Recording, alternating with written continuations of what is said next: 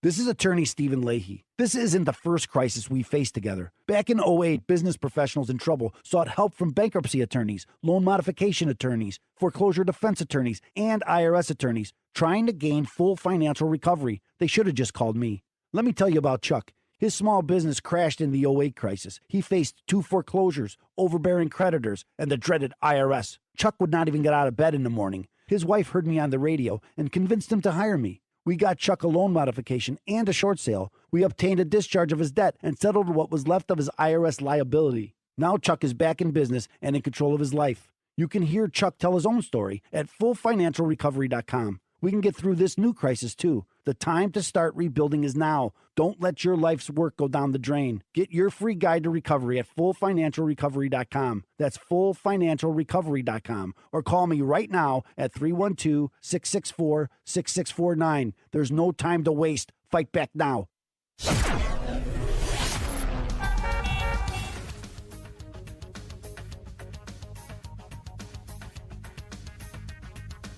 In Wheeling, Milwaukee Avenue remains blocked northbound from River Road up to Palatine Road at Chicago Executive Airport. There was an incident involving a helicopter there. We're told there are no serious injuries involved. There are many traffic signal issues, and in Glen Ellen, Lambert is blocked between Orchard and Taft with down power cables. Inbound Edens, we're seeing congestion now. It's 19 minutes, Lake Cook to the junction, outbound 18. Kennedy, 32 minutes, O'Hare to downtown, a tad quicker in the express. Outbound 39 minutes downtown to the airport. Eisenhower now 47 minutes, 390 to downtown, 31 from Wolf.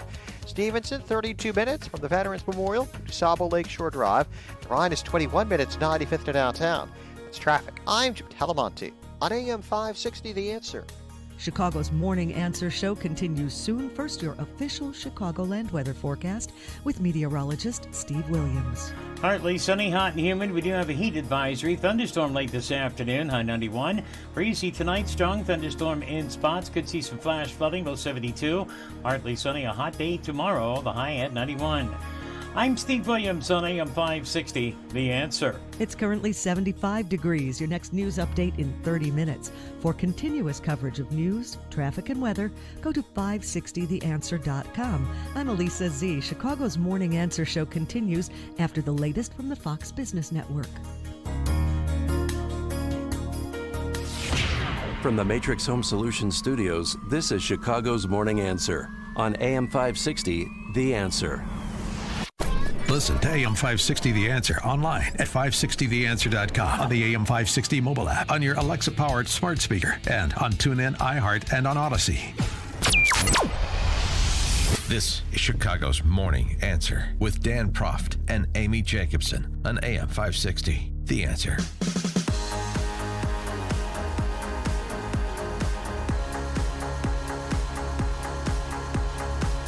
Top of the morning, Dan and Amy, and the Senate, including Senate Republicans, at least 19 of them, went on quite the spending spree yesterday. Boy. And what did they get, Dan? $4.7 trillion authorized in one day. That's a prodigious day of spending.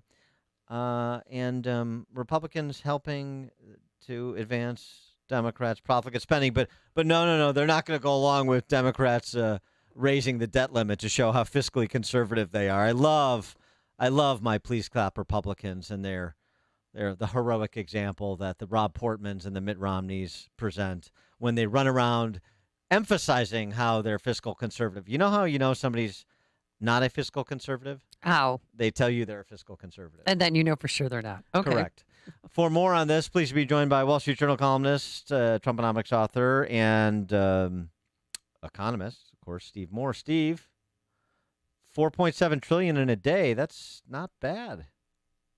Yeah, maybe one of the darkest days in the history of the United States Senate, actually. I mean, this is a catastrophe for our country, what is going on in Washington. The left promised that if they took back the chains of power in Washington, that we would have a transformation in our society. And boy, they weren't kidding. And so, wait, what was the number you said? 4.7 trillion? It was 3.5 plus 3.5 plus 1.2. That adds up. Your math is good. Yeah, thank you.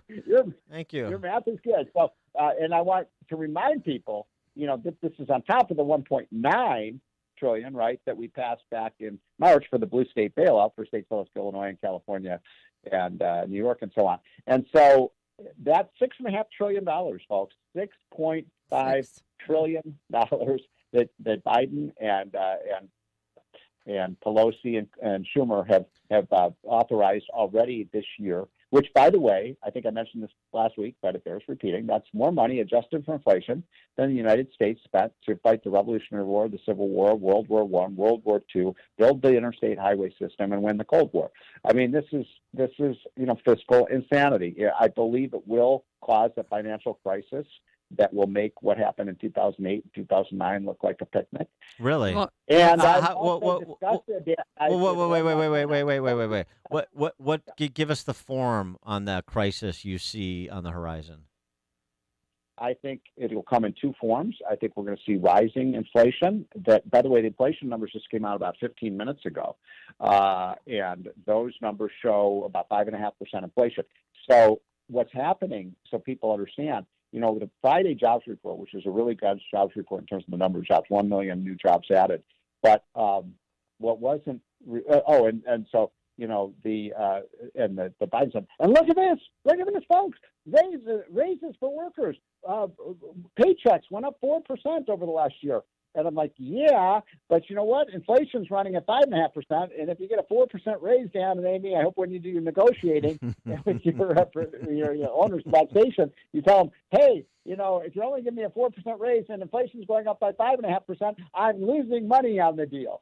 So people's paychecks are shrinking, and I think you're going to see accelerated inflation, and I think you're going to see a stock market correction. I don't know when it's going to happen. I don't know if it's going to be 2 weeks from now or 3 months from now or 6 months from now or a year and a half from now, but I do believe there will be a substantial correction because no great nation in the history of the world has ever borrowed and spent its way and printed money to prosperity. It just doesn't work. So of the $1.2 trillion that was passed in the wee hours of the night, 4 a.m. this morning, what amount is going to go to to help roads and bridges and waterworks?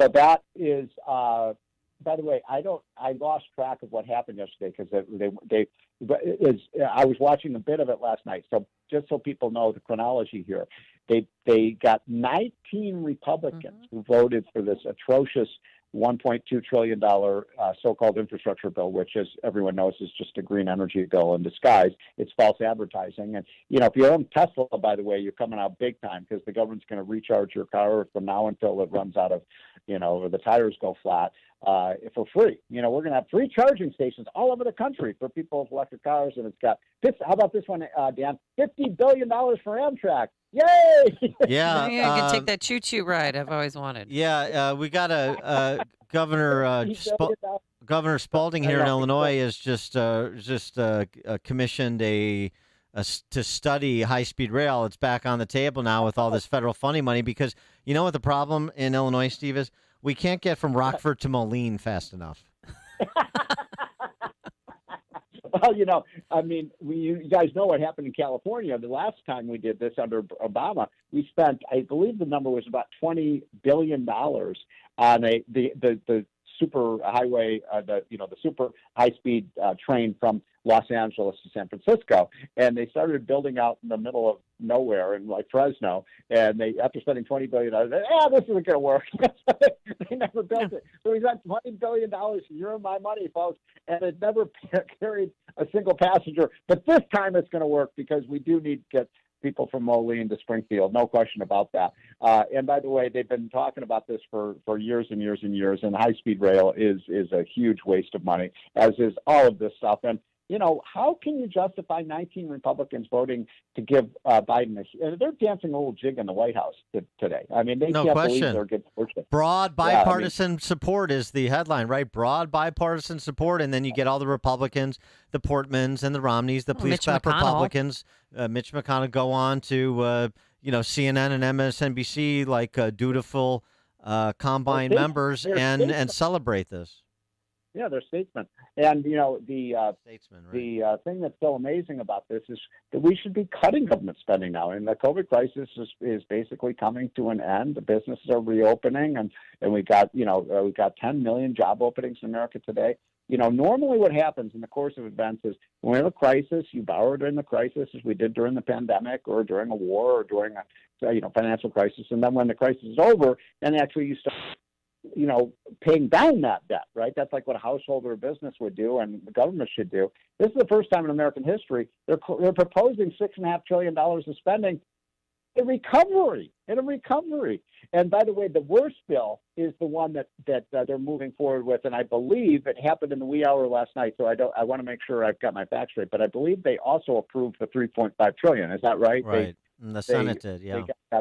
That one was done with only Democratic votes. Right. But that basically, you guys remember LBJ? Remember the Great Society and what a great success that was? The war on poverty, the poverty won. Uh-huh. We're going to have a new war on poverty that makes LBJ look like, he was a skinflint. I mean, this is free everything, Dan. I mean, Amy, you're going to get free, child care, and you're going to get free pre-kindergarten, and you're going to get free money every month, and you're going to get free food, and you're going to get free community college, and everything in America under this democratic paradise is going to be free. There's an interesting survey recently, Republicans who they trust to deliver on Republican promises, members of Congress, Republican members of Congress versus Republican governors. It was like something like 63% confidence in Republican governors and something like 16% confidence in Republican members of Congress. And this whole Green New Deal 1.0 catastrophe is exactly why. That's exactly right. And by the way, these Republicans, many of them, so look, some of them did this in good faith. They just got snookered. They got bamboozled. They got taken. But some of them just voted for the pork. They just wanted the pork. They want the ribbon cutting ceremony. They want to be in Moline so they can cut that. Yeah, the high speed run. Yeah, sure. So here's the other thing, though, too. Those who didn't support this, I mean, the conservatives like Ted Cruz and Rand Paul, and I understand you can only spend so much time making so many arguments, but, the timing of this is really nice. The Intergovernmental Panel on Climate Change, the UN's little outfit, issues this apocalyptic climate change report, and then they move Green New Deal 1.0, which is that so-called infrastructure bill. And, you have to rely on guys like Stephen Koonin, Obama's former chief scientist at EPA, to decimate the scientific value of the report that was issued, when some Republicans at least, should be making these arguments on these public policy matters, but they just don't. They don't make arguments. They just sort of take positions. This is like my constant lament. Well, right now the Republicans are sort of in the fetal position, right? And they're just, they're afraid. And why? I mean, the fact is that the American people didn't vote for this. American people didn't, let's go vote for Joe Biden. He's going to go out and borrow and spend and print $6 trillion. I mean, the reason that, Biden won was that a lot of people just didn't like Trump. Millions of people just didn't like the guy, and they wanted him out of office. But they didn't sign up for this. I mean, come on. We're going to look like, Venezuela and Argentina and Zimbabwe if we do this. I mean, no great country continue to spend and borrow like this. I love what Janet Yellen said yesterday when she was asked, "Isn't this debt, problematic?" And she said, "Oh, come on, it's only $350 billion a year." It's like, yeah. Does she go to the grocery store and gas up her car? Well, I mean, these aren't real people who go through what everyday Americans go through. Exactly. What are you talking about? Amtrak Joe? Not a real person? As a great economist once said, Stephen Moore, we have to keep spending to prevent from going bankrupt. And that was Joe Biden back after 2008, and he's living it in real time in 2021. Yeah, so I could remember when George Bush said we have to abandon capitalism to save it. Remember? So there's the parameters of debate in Washington D.C. Joe Biden, George W. Bush on the economy. There you go. That tells you everything you need to know. Steve Moore, Wall Street Journal columnist, economist, and Trumponomics author. Steve, thanks as always. Okay, see you guys. Have a great week, and hold make sure that you get at least a 6% pay raise this year. Yeah, well, I'll have a great week now that knowing the economy is going to crash at some indeterminate point in time. Thanks a lot. And he joined us on our turnkey.pro answer line.